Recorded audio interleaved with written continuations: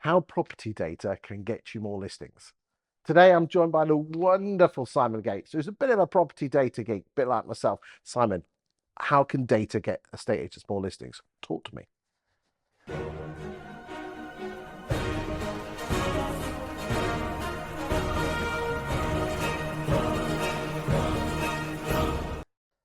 I think you've got to know your numbers inside out as estate agents. It's not the most sexy and glamorous subject, is it? I mean, you and I have actually spoken off the camera, and it surprises us how few estate agents love property data, even though we are the gatekeepers to the second most interesting topic in the world, which is the property market, house prices. Well, it's funny you say that because I know you say this a lot, but I was at a wedding at the weekend, and the two things that got discussed the most were the weather because it was atrocious and the property market. There you go. Like yeah, we do talk about it a lot. And the data side of things, yeah, estate agents need to know their numbers inside out, because if you don't know, let's just start from a basic business point of view. If you don't know how much it costs you to run your business, or how much it costs you to list each property, or how much you're going to earn from each listing, then that's a real issue. So for example, I knew that every market appraisal I went out to in the business I was in was worth £1,000 to the office. So I go to your house, whether I'm there for 5 minutes, 1 hour, you love me, you hate me, you list with me, you don't. I'm walking out of appointment, shaking your hand, going, that's £1,000 to my business. So you're not actually, with that, you're actually saying, right, I'm going to earn this year, divide by the number of valuations. See, then that's going to change your mindset on the valuation, isn't it? Correct. So when that valuation phone call comes in, hello, my name is Simon Gates, I'd like to book a valuation on 1 Smith Street. I used to say to the team in the office, that valuation booking is worth £333. The way I conduct that valuation is £333. The way that we nurture that appointment is £333. So you might have a 5-minute phone call with someone, that's worth £333. So if someone's paying you £333 to phone you, what does a £333 phone call look like? You're going to make them feel flipping special. They ring you and 2 other agents. They're going to come off the phone going, that's Simon Gates. He was bloody awesome. Okay, so let's know your numbers on running your business. What are the data is important? And remember, we talked about how to get more listings. Pounds per square foot is a huge one. Obviously, you can talk about that across blog, website, social media, video content, direct mail content, and maybe the agents watching this think, oh yeah, but everyone talks about pounds per square foot. Don't. It's just we surround ourselves probably with the 1% of the industry who are doing the things that we're talking about. But using pounds per square foot was humongous for me. It helped me improve my conversion rate and my average fee, because the seller would say, none of the other agents spoke about this sort of stuff. And you've given me confidence around the pricing. You haven't gone, oh, it's worth this because it's sunny today. You've demonstrated with evidence to that. Yeah, I mean, I'm a big fan of propertydata.co.uk, which you can actually go into your town and say, give me all the 4-bedroom detached houses. You can be that, and it will put it onto a graph, and and you can actually show them their house or how it relates to them, and then you can also put it on a map and it color codes it.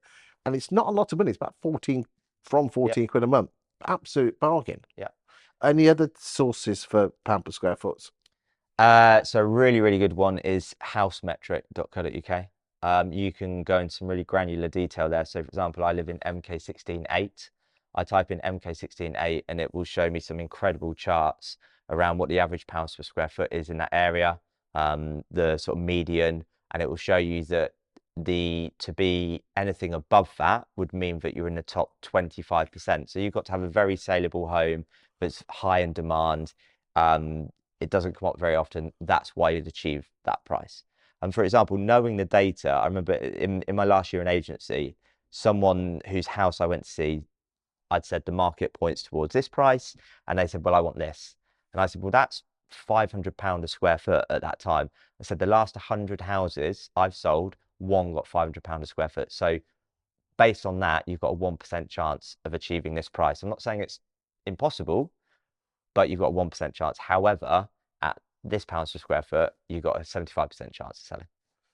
And if they're not going to shift, then you've got to walk away, haven't you?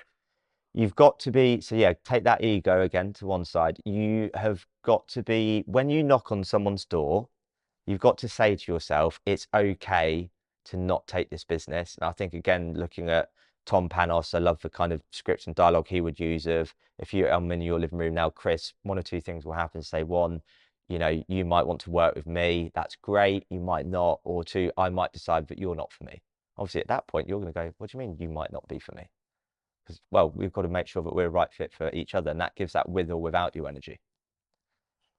And it removes that commission breath. Yeah, exactly. But when you, on the commission breath front, when you're overvaluing and then you're offering a cheaper fee, that's, yeah, just got commission breath and desperation written all over it. And that doesn't attract the right sort of clients. So you've done pound per square foot. Any other data that will get me more listings? I think another thing that would be good to look at in terms of like pounds per square foot is some agents will go, yeah, but pounds per square foot is not everything. Of course, there's other factors come into it, but plot sizes as well. So for example, I'll be a bit biased here, but having worked at Home Search and used the system, I used to go out on appraisals and be able to say, your square footage is 2,500 square foot. Here is 10 other properties around 2,500 square foot. You've also got a quarter of an acre plot. These are also quarter of an acre plot, because they'll say, but the other agent said that one, that's the comparable. And I'll go, yeah, but that's 3/4 of an acre. We're not comparing apples with apples, comparing Yes, apples with pears. I'm a big fan of home search on the Explorer side. You can search for the metrics are amazing. You can search for 4-bedroom houses that have been in the home for a certain length of time with a certain amount of plot size. Yeah. It's a no-brainer. And on that point as well, just from a data point of view, and let's just use Home Search. If you wanted to target higher end properties, let's say I'm a Newport Pagnell estate agent, I want to go after higher end, do exactly what you just said. Well, let's search for detached properties, bungalows that are over quarter of an acre plot, and say I'm doing a spring campaign where I'm going out to give homeowners advice who have got large plots. And they're reading that going, that's me. I'm a Newport Pagnell homeowner with a large plot. Is there any development potential opportunity there? I'll come out and have a conversation with you. So you're not saying free valuation, no obligation. You're not saying if you're looking to sell, I'm giving advice to homeowners with big plots. So you got say house metric was what did Housemetric.co.uk. home search? Anything else? Any other? Well, property data you said. I mean, look, we're both big fanboys of 20EA. Mate, huge fanboy. Their data is absolutely ridiculous. It is. I test it, and it is. You're still trying to find a fault like I am, and there isn't any. I yeah, I was looking at the exchange figures and then comparing them with the national stuff until I realized that if you strip out the new home stuff, because you can, and then compare it with what we do know the new home stuff in, I mean, it was within 0.1, 0.2%. Yeah. I mean, because they don't just scrape the data, a lot just scrape data from the portals. They're getting stuff from solicitors. It is amazing. Yeah, massive. We are, and if Simon Ledbetter was here, we would just have a geek off when it comes to 20EA and on their insights platform. It's just amazing, truly amazing. Yeah. We ought to have shares in it, shouldn't we? We ought to be on commission. Do you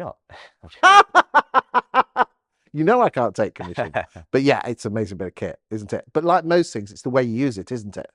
Well, that's a very good point you make there, because going back to the Rightmove pie charts, using it in your shop window, whacking on social media, I've sold the most houses, and then agents go, oh, it hasn't worked. Using it in the living room, like I said earlier. So yeah, with 20A, if you can show I'm the most likely to sell your house, get you the best price, less likely to have it fall through, I'm not going to tell you to reduce it. You're giving them that last 5% of logic as to why they should choose you and pay you the right fee. 100%. And if you want to know a great way to use the system on 20A Insights, watch the stat show each week, because I always focus on a town or a city and we just really grind it. And then it's interesting that 20EA have actually changed the way that they sell the product to estate agents, on the way that, because quite often these data geeks sell it back to themselves, when in reality, we've got to sell it to estate agents and get them to use it.